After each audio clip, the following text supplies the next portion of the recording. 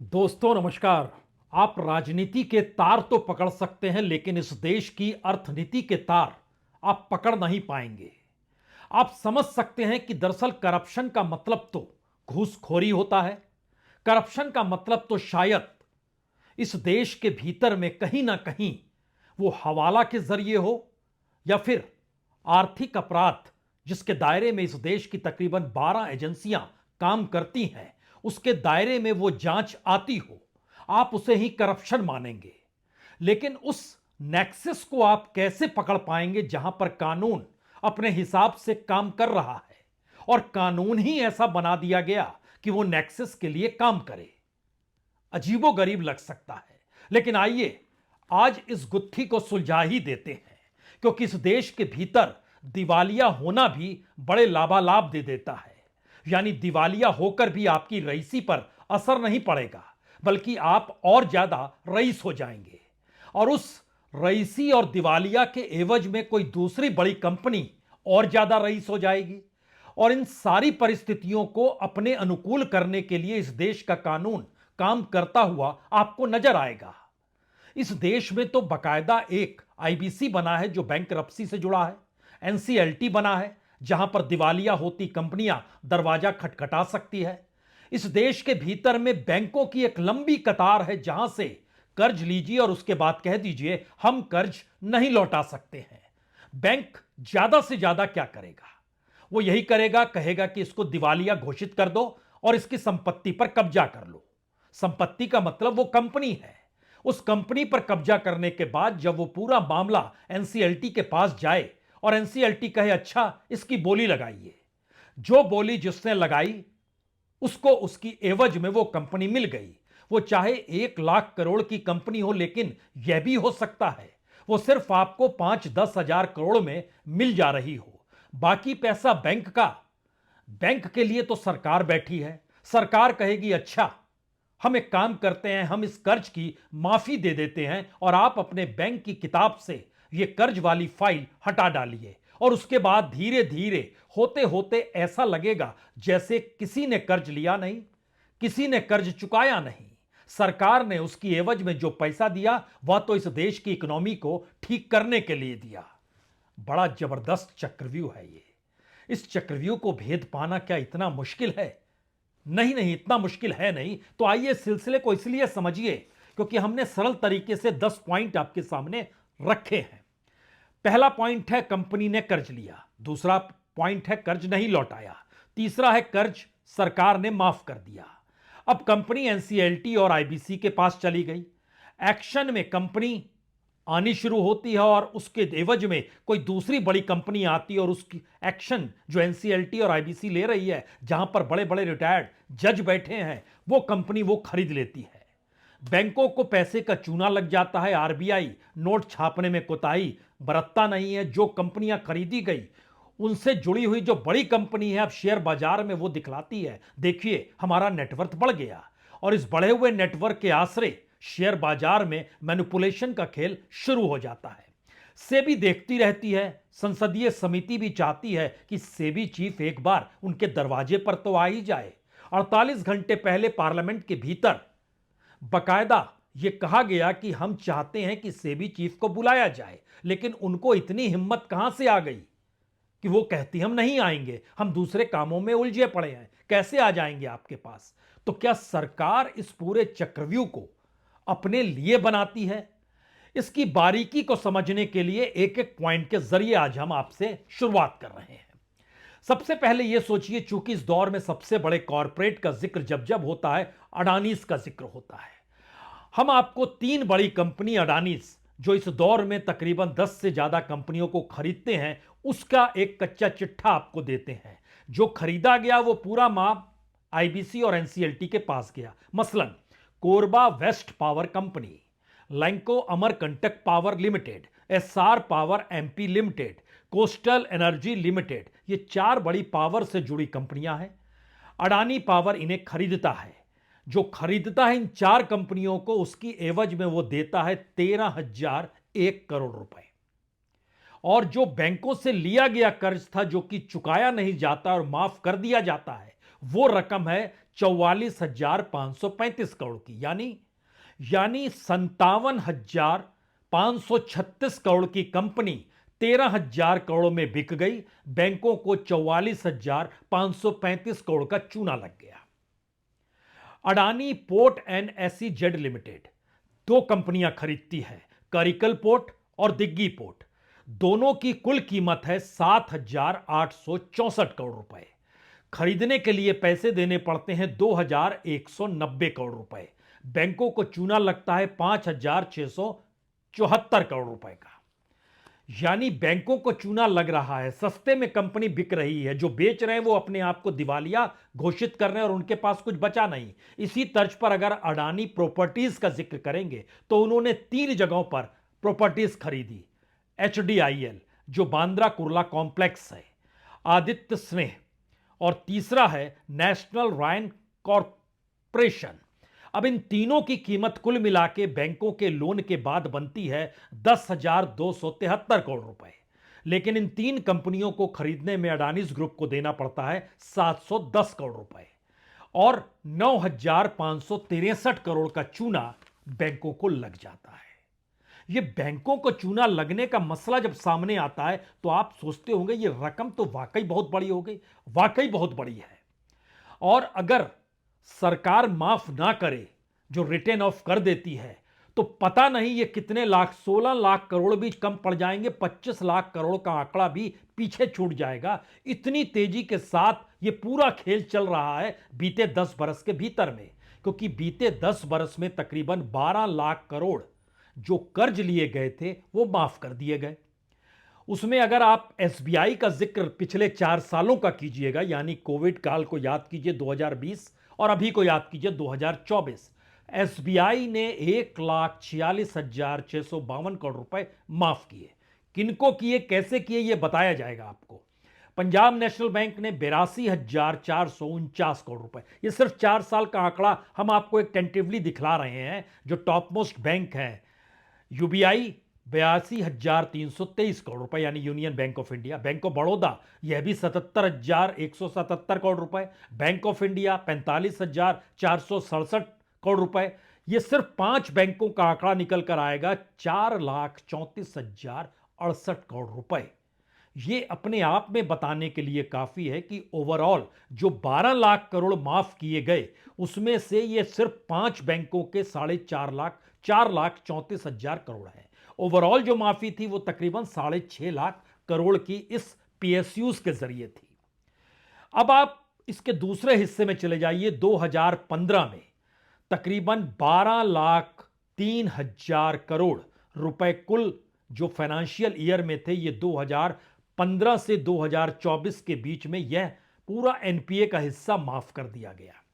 उसमें PSU जो सरकारी बैंक है उसने तकरीबन 6,50,000 करोड़ रुपए माफ कर दिए।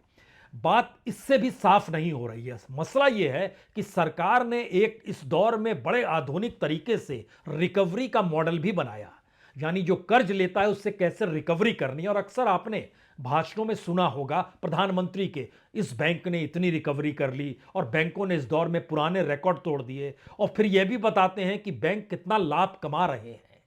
आप भी सोच रहे होंगे बैंक लाभ कमाते हैं, एक तरफ तो कर्ज नहीं मिल पा रहा है, वहां पर लाभ कैसे कमाएंगे। तो असल में जो रिटर्न ऑफ कर दिया जाता है तो वो कर्ज साफ कर दिया जाता है। उसके पास अगर 5 पैसा भी रिकवरी हो तो वह डिविडेंड के तौर पर सरकार को बताया जाता है, हमको 5 पैसा मुनाफा हो गया।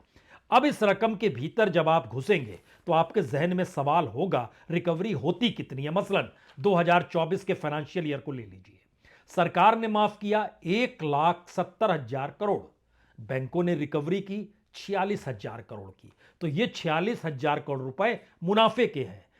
फाइनेंशियल ईयर 2023 में सरकार ने माफ किया था 2,08,000 करोड़, रिकवरी हुई थी 45,551 करोड़ की। वो डिविडेंड के तौर पर हो गया, यानी नजर आने लगा कि अच्छा ये डिविडेंड के तौर पर काम कर रहा है। अब यहां पर एक दूसरा सवाल जो सबसे बड़ा है कि क्या वाकई कर्ज माफी करते जाइए और बैंक का NPA कम होता चला जाएगा? बिल्कुल यही होता है, यानी हर अपराध से मुक्ति सरकार ही देती है। इसीलिए मार्च 2024 में सरकार का NPA घटकर 2.8% होता है। और फाइनेंस मिनिस्ट्री इसको बहुत साफ तौर पर बताती है कि देखिए हमारी इकोनॉमी कितनी शानदार है। अब एनपीए सिर्फ 2.8% बचा है, जो कि 2019 में 12% से ज्यादा हो गया था। यानी दुनिया के तमाम बैंकों में भी इतना एनपीए होता नहीं है जो हो गया था। लाखों करोड़ का मामला था, एक के बाद एक हर बरस रिटर्न ऑफ सरकार करती चली जा रही थी। और इस पूरी प्रक्रिया का आखिरी सच क्या है? सच यह है कि लगभग जो कर्ज बड़े कॉरपोरेट हाउसेस, जो कॉरपोरेट के साथ जो वहां प्रमोटर्स होते हैं, कंपनीज के जो मालिक होते हैं, वो जो कर्ज उठाते हैं उसमें से 81.3% ये रिकवरी नहीं हो पाती है, ये रिटर्न ऑफ होता है। यानी सरकार इसको माफ कर देती है। रिकवरी का आंकड़ा सिर्फ 18.70%, 18.70% है, जो अपने आप में एक दुनिया के अंतर्राष्ट्रीय मार्केट का एक रिकॉर्ड इसलिए है क्योंकि कोई अपने आप को डिफॉल्टर घोषित करे और उसके बाद उसकी रईसी बरकरार रहे, उसकी पूंजी नेटवर्थ में कोई अंतर नहीं आए, एक जगह से माल बेचकर दूसरी जगह ले जाए या उस कंपनी का नाम बदल दे, यह पूरी प्रक्रिया बाखूबी चलती रहती है। आपके जहन में इस दौर में रुचि सोया नाम याद आ सकता है। रुचि सोया ने जितना कर्ज लिया, उसके बाद दिवालिया घोषित कर दिया, उसको बाबा रामदेव की कंपनी ने खरीद लिया। जितने में खरीदा वो सारा पैसा उन्होंने बैंक से लोन से उठा लिया, और यहां वो कंपनी से जो लोन से उठाया गया था वो हवा हवाई हो गया, सरकार ने माफ कर दिया। यानी किसे कंपनी दिलानी है और किस कंपनी को दिवालिया घोषित करना है, दिवालिया घोषित करने के बाद उस पर एनसीएलटी और आईबीसी कैसे काम करेगी, अगर इन तीनों को आप मिला दीजिएगा तो आप कहेंगे यह तो बड़ा शानदार नेक्सस है। यानी एक कंपनी बनाइए, दिवालिया हो जाइए, कंपनी के लिए जो कर्ज लिए हुए हैं वो चुकता करने की जरूरत नहीं, आप उसकी रईसी में घूमते चले जाइए, एक दूसरी बड़ी कंपनी बना लीजिए, वह उस कंपनी को खरीद लेगी, उसकी एवज में इकोनॉमी चलती रहनी चाहिए तो बैंक लोन दे देगा और फिर वो सस्ते में मिल जाएगी और आपका नेटवर्थ उसको तुरंत दिखाने की स्थिति में शेयर बाजार में वारे न्यारे कर देगा। कमाल की चीज है ये, कमाल की चीज यूं ही नहीं थमती रुकती है, ये तो और आगे बढ़ती है। और जो जानकारी निकल कर आती है कि दरअसल इसी पूरी प्रक्रिया का असर इस देश की इकोनॉमी पर इतना बुरा पड़ा कि पहली बार इस देश जो माल बाहर एक्सपोर्ट करता था वह नीचे आ गया। पहली बार इस देश के भीतर में मैन्युफैक्चरिंग सेक्टर में रोजगार खत्म हो गए। पहली बार इस देश का बिजनेसमैन किसी प्रोडक्ट को बनाने की जगह उस सर्विस सेक्टर से जुड़ गया या फिर उस एक्सपोर्ट इंपोर्ट के उस प्लान से जुड़ गया जहां पर सरकार को लगता है कि अब इसका एक्सपोर्ट करना है, और वो ज्यादातर भारत में सर्विस सेक्टर का होने लगा। आप कहेंगे ये सर्विस सेक्टर का खेल क्या है?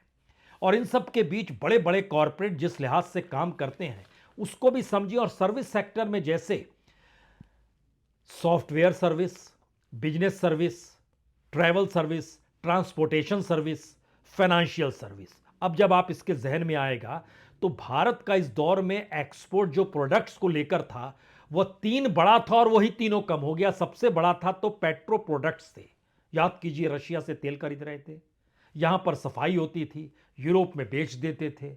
परिस्थितियां धीरे धीरे बिगड़ी, अनुकूल हुई नहीं, तो एक झटके में जो पिछले साल 7.4 बिलियन डॉलर, 7.4 बिलियन डॉलर जो नवंबर 2023 में एक्सपोर्ट किया गया, वह एक झटके में 50% इस बार कम हो गया, 3.7 बिलियन डॉलर पर आ गया। इसी तरीके से जो जेम्स एंड ज्वेलरी है वह भी 2.8 बिलियन डॉलर से घटकर 2.1 बिलियन डॉलर आ गई, यानी 25% उसमें भी कमी आ गई। ट्रांसपोर्ट इक्विपमेंट्स में कमी आ गई, 2.7 बिलियन डॉलर से घटकर 2.6 बिलियन डॉलर हो गया। और इस पूरी परिस्थिति में एक चीज और दिमाग में रखिए, डॉलर की कीमत बढ़ रही है, अंतर्राष्ट्रीय तौर पर उसका चूना अलग से लग रहा है। यानी एक्सपोर्ट इंपोर्ट में जितना भी घाटा होता है हर महीने वो डॉलर की शक्ल में ही आपको देना पड़ता है। लेकिन सरकार बेफिक्र है, नोट छापने की मशीन अधिकार हमारे पास है, तो फिर उसके बाद किस बात की चिंता करनी है? आज की तारीख में जब हम आपसे बात कर रहे हैं तो डॉलर 84.91 पैसा जो आपको ऑनलाइन दिखाई देगा, लेकिन जब आप बैंकों में जाइएगा तो ये 87 रुपए से कम में नहीं मिलेगा।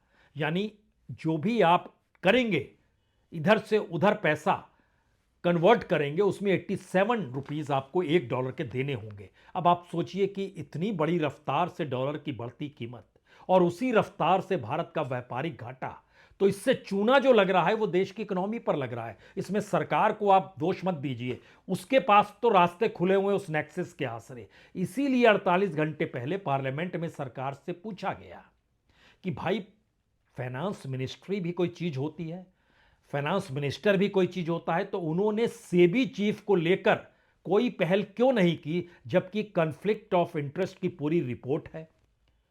यहां तक कि पब्लिक मनी से आप खुला खिलवाड़ बाजार में कर रहे हैं, जो शेयर बाजार है, जो इन्वेस्टर का कॉन्फिडेंस है वो डगमगाया हुआ है, देशी विदेशी दोनों तर्ज पर। आप कुछ नहीं कर रहे हैं। जो फाइनेंस मिनिस्टर, क्या उन्होंने क्लीन चिट दे दी है या दाग छुपा लिए हैं सेबी के, यह भी तो बता दीजिए। सरकार खामोश रही। उसके बाद और दो सवाल आए कि क्या वाकई सेबी की अकाउंटेबिलिटी किसको लेकर है। जिसको लेकर है मुझसे सवाल करें या एफएम से सवाल करें। क्या एफएम को लेकर कोई अकाउंटेबिलिटी नहीं है? और अकाउंटेबिलिटी क्या वाकई प्रधानमंत्री को लेकर है? तो प्रधानमंत्री से सवाल कौन करे और कैसे करे? तो गवर्नेंस के तौर तरीके क्या कॉरपोरेट गवर्नेंस में इस दौर में तब्दील हो गए हैं? यह सवाल भी पार्लियामेंट के भीतर का उठ के आ रहा है कि आप इसको देखते समझते कैसे हैं। लेकिन मसला इतना आसान भी नहीं है। जब इकोनॉमी ढहती और कॉरपोरेट के लिए आप काम करते हैं तो पब्लिक सेक्टर ढहढाते चले जाते हैं। इसीलिए मोदी सरकार ने बहुत होशियारी से एक भी पब्लिक सेक्टर बनाया नहीं है। वो नेहरू ने बनाया, वो इंदिरा ने बनाया, राजीव गांधी ने बनाया, मनमोहन सिंह ने बनाया, अटल बिहारी वाजपेयी ने बनाया, पीवी नरसिम्हा राव ने बनाया, सबने बनाया। इस दौर में सिर्फ बेचा गया है। और जो पब्लिक सेक्टर से जुड़ी कंपनियां, मान लीजिए अगर हम आपसे इंश्योरेंस का जिक्र करें तो United India insurance company 804 crore के घाटे में है। नेशनल इंश्योरेंस कंपनी 187 करोड़ के घाटे में है। और इस पूरी प्रक्रिया में जो लोग ये सोचते हैं कि इस देश के भीतर की इकोनॉमी बहुत शानदार है, तो वो शहरों में सिमटे हुए हैं। एक डाटा आरबीआई ने जारी किया कि दरअसल इस देश में जो घर के लिए आम आदमी लोन लेता है, उस लोन का लगभग 60% हिस्सा सिर्फ दिल्ली और मुंबई प्लस महाराष्ट्र से है। यानी सिर्फ ये दो ही ऐसी जगह है जहां पर 60% लोन बैंकों से घर के लिए इन्हीं दो जगह पर लिया जाता है। कुछ 4 सिटीज और जोड़ दीजिएगा, जिसमें बेंगलोर जोड़ दीजिएगा, हैदराबाद जोड़ दीजिएगा, चेन्नई जोड़ दीजिएगा, चंडीगढ़ दे जोड़ दीजिएगा, उसके बाद खेल खत्म। यानी नाजुक स्थिति इकोनॉमी को लेकर इस तर्ज पर है। और इसीलिए अब यह सवाल है कि हमारा जो माल दुनिया के बाजार में जाता था वो पहली बार घट गया है। अगर आप सिर्फ नवंबर के महीने का जिक्र कर रहे हैं तो वहां पर हमने जो एक्सपोर्ट माल किया, जो हमेशा से आगे रहा, इस बार घट के वह $32 बिलियन पे आ गया, $32.11 बिलियन। अगर आप इसको नोट में तब्दील कीजिएगा तो यह 2,72,698 करोड़ है। और जो सर्विस सेक्टर मैन्युफैक्चरिंग सेक्टर के पीछे रहता था, गुड्स के पीछे रहता था, वो आगे निकल गया और वो हो गया तकरीबन $35.67 बिलियन। यानी 35.67 नोट में तब्दील कीजिएगा तो 3 लाख करोड़ से कुछ ज्यादा का होगा। बात इतनी नहीं है। बात यह है कि अगर हमारा उत्पाद एक्सपोर्ट करने की स्थिति में नहीं है तो जो हम उत्पाद बाहर से मंगा रहे हैं वो तो बढ़ गया। हमने अगर 2,72,000 करोड़ का माल बाहर भेजा तो बाहर से हमने 5,94,000 करोड़ का माल मंगाया है। मुश्किल स्थिति है। हमारे यहां उत्पादन ठप है, मैन्युफैक्चरिंग सेक्टर नेगेटिव में है, रोजगार दे पाने की स्थिति में नहीं है। कंपनियों को बेचकर सरकार कॉरपोरेट के अनुकूल इकोनॉमी बनाना चाहती है। कॉरपोरेट उस इकोनॉमी के आश्रय पूरे मार्केट में गैम्बल की परिस्थिति लाकर खड़ा कर देता है, शेयर बाजार से लेकर एक सामान्य कंपनी तक। और इन सब के बीच सरकार कानून के जरिए इस पूरे प्रोसेस को ढक लेती है, जिससे लोगों के सामने यह बात सामने आ ही नहीं पाए कि अच्छा ऐसा हो गया। बहुत सारे लोग कहते हैं कि प्राइवेट सेक्टर में बड़ा रोजगार है, बड़ा काम है। हमने सोचा आज आपको बता ही देते हैं कि दरअसल अडानीज का जो पूरा का पूरा साम्राज्य है उसमें कितने लोग काम करते होंगे, आप सोचकर बताइए। इस देश के भीतर में पब्लिक सेक्टर में काम करने वालों की तादाद भी तकरीबन 2.5 से 3 लाख कम हुई है। बड़ी तेजी की रफ्तार से कम हुई है, खासतौर से बैंकों में कम हुई है। लेकिन आपको जानकर हैरत नहीं होनी चाहिए, अगर अडानी की सारी कंपनियों को भी आप जोड़ दीजिए तो कुल कर्मचारियों की तादाद सिर्फ 35,000 है। और उसमें भी अगर हम एक सबसे बड़ी कंपनी उनकी जो अडानी इंटरप्राइजेज है, 8,676 कर्मचारी हैं अडानी इंटरप्राइजेज में। और सरकार ने वहां पर भी पिछले दिनों 10,000 करोड़ की टैक्स में छूट दे डाली। तमाम छूट होती है, उससे हटकर भी छूट दर छूट देते चले गए। और इस दौर में जो देश की 10 बड़ी कंपनियों को खरीदा गया सिर्फ अडानी ग्रुप के जरिए, उससे बैंकों को चूना लगा है 61,832 करोड़। यह एक पूरा ऐसा नेक्सस है जो कानूनी जामा पहना देता है उस करप्शन और उस नेक्सस को जनता के सामने ना आने देने के लिए। और इन सब से सवाल करे कौन? दो ही जगह सवाल हो सकते हैं, कानून के दायरे में और मीडिया के जरिए। मीडिया को इसीलिए तमाम बड़े कॉरपोरेट्स ने खरीद लिया कि कॉरपोरेट से सवाल कैसे पूछेंगे, मीडिया उसी का। तो इस देश के टॉप मोस्ट जो मीडिया हाउसेस हैं, वो या तो कॉरपोरेट चलाता है या कॉरपोरेट के पैसे की भागीदारी वहां पर जबरदस्त तरीके से है। तो आप सवाल पूछेंगे नहीं। दूसरी परिस्थिति बनती है अदालत का रास्ता। तो अदालत के रास्ते तक जाने के लिए जो प्रोविजंस इस देश के भीतर में है, उससे वही कानूनी इंस्टीट्यूशंस हैं जो इस पूरे के पूरे नेक्सस में साथ जुड़े हुए हैं। जनता का पैसा बैंक में, बैंक सरकारी, उस पर बोली लगाने की परिस्थिति एनसीएलटी और आईबीसी पैदा कर रहा है, लेकिन वह भी सरकारी।